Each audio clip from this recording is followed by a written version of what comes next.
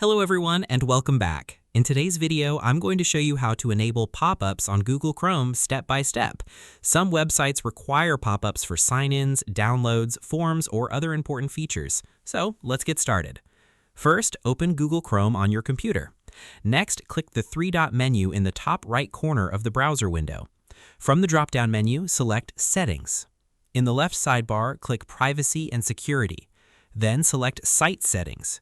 Scroll down and click on Pop-ups and Redirects. You'll now see the pop-up settings page. To allow pop-ups, select the option Sites can send pop-ups and use redirects.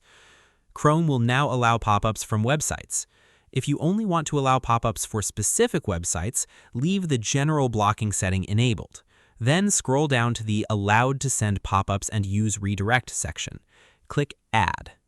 Enter the website address you want to allow and click Add again. That website will now be able to display pop-ups while other sites remain blocked. Your changes are saved automatically, so there's no need to click a Save button. You can now close the Settings tab and continue browsing. And that's it. You've successfully enabled pop-ups in Google Chrome.